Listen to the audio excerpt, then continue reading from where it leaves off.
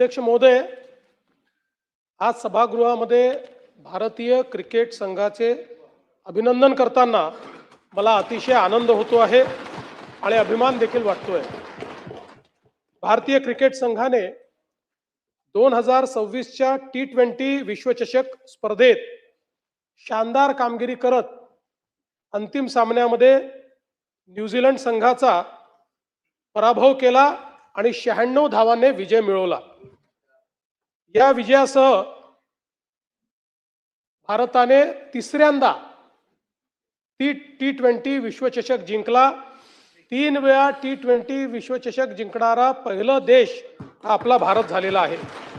तसंच सलग दुसऱ्यांदा T20 चषक जिंकणारा देखील पहिला देश आपला भारत झालेला आहे।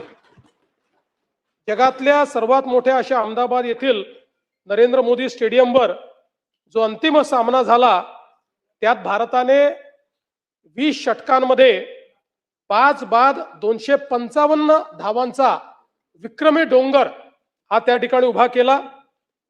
T20 विश्वचषकाच्या अंतिम सामन्यातला आजपर्यंतचा हा सर्वाधिक स्कोर आहे, हे देखील अत्यंत महत्त्वाचं आहे। आणि भारतीय गोलंदाजाने न्यूझीलंड संघाचा डाव मात्र 159 धावांमध्ये त्या ठिकाणी गुंडाळला। विशेषतः आमच्या फलंदाजांनी अतिशय उत्कृष्ट कामगिरी केली। संजू सॅमसन ज्यांनी गेले 3ही सामने भारताला विजयाकडे नेलं, त्यांनी 46 चेंडूत 89 धावा या ठिकाणी काढून संघाला भक्कम पाया दिला। अभिषेक शर्मा यांनी फास्टेस्ट 50 त्या ठिकाणी करत 21 चेंडूत 52 धावा त्या ठिकाणी काढल्या। ईशांत किशन यांनी 25 चेंडूत 54 धावा या ठिकाणी काढल्या आणि एक अतिशय जलद अशा प्रकारचं अर्धशतक केलं। आणि थोडं माझ्याकरता शिल्लक ठेवा, सगळ्या याच्यात मध्ये बोललंच पाहिजे असं नाही। तिलक वर्मा यांनी देखील, शिवम दुबे यांनी देखील आपल्या संघाच्या धावसंख्येत महत्त्वाची भर पाडली। गोलंदाजांनीही अतिशय उत्तम योगदान दिलं। जसप्रीत बुमराह यांनी 4 बळी घेत निर्णायक अशा पद्धतीनं या ठिकाणी बॉलिंग केली आणि विशेषतः या संपूर्ण टुर्नामेंटमध्ये सर्वाधिक इकॉनॉमिक बॉलर म्हणून त्यांनी कमीत कमी धावा देत भारतीय संघाला त्या ठिकाणी जिंकवलं। आपल्याला माहिती आहे मुंबईत झालेल्या सेमीफायनलमध्येही त्यांचाच ओव्हर हा निर्णायक ठरला आणि ज्यावेळी अटीतटीची वेळ होती त्यावेळी एक अतिशय चांगला ओव्हर टाकून त्यांनी ती संपूर्ण मॅच बदलण्याचं काम केलं।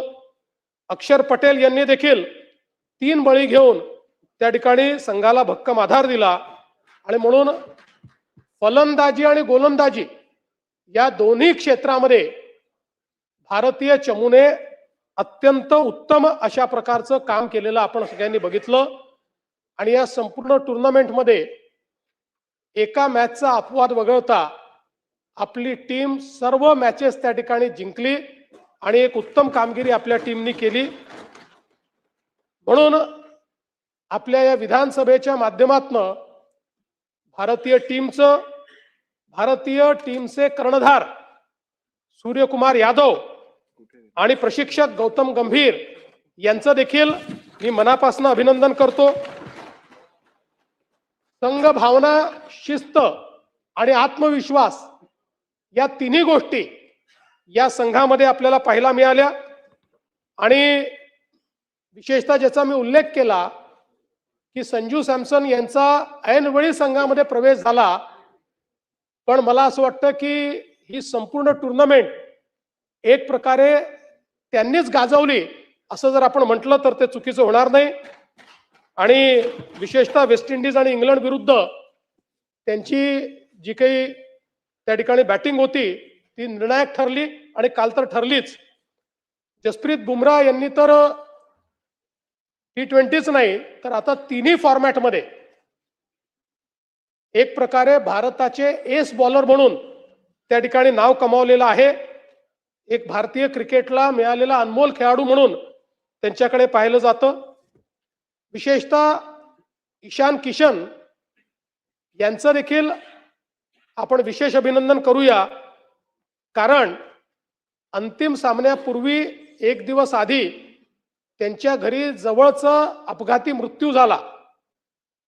अशाही परिस्थितीमध्ये वैयक्तिक दुःख बाजूला ठेवून अत्यंत ताकदीनं ते मैदानात उतरले आणि आपल्या विजयाकडे त्यांनी आपल्याला नेलं.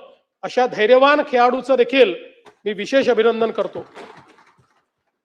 आपल्याला कल्पना आहे की भारतीय क्रिकेटचा जो गौरवशाली इतिहास आहे त्याची सुरुवात 1983 साली कपिल देव यांच्या नेतृत्वाखालील आपल्या टीमने ज्यावेळी वेस्ट इंडिजला हरवून पहिल्यांदा आपण विश्व चॅम्पियन झालो लॉर्ड्सवर, तिथनं सुरुवात झाली. 2007 मध्ये महेंद्रसिंग धोनी यांच्या नेतृत्वात पहिल्यांदा T20चे विश्वचषक आपण जिंकलो. 11 मध्ये एकदिवसीय विश्वचषक आपण जिंकलो आणि 2024 आणि 2026 पुन्हा T20 जिंकून आपण क्रिकेट या खेळामध्ये भारताचा डॉमिनन्स आणि भारतच या खेळाचा चॅम्पियन आहे हे आपण त्या ठिकाणी दाखवून दिलं. महाराष्ट्राला विशेष अभिमान हा आहे की कर्णधार सूर्यकुमार यादव हा आपले मुंबईचे आहेत. त्यामुळे त्या ठिकाणी शिवम दुबे देखील आपल्या मुंबईचे आहेत आणि मुंबईने अनेक महान खेळाडू आपल्या देशाच्या टीमला दिले आहेत. मुंबई आणि महाराष्ट्राचं क्रिकेटमधलं जे कॉन्ट्रीब्युशन आहे हे आपल्या सर्वांना माहिती आहे. आणि आज ही अतिशय आनंदाची गोष्ट आहे की आपल्या देशातले गावातले सामान्य खेळाडू देखील आज आंतरराष्ट्रीय स्तरावर खेळतायत आणि त्या ठिकाणी चॅम्पियनशिप जिंकतायत.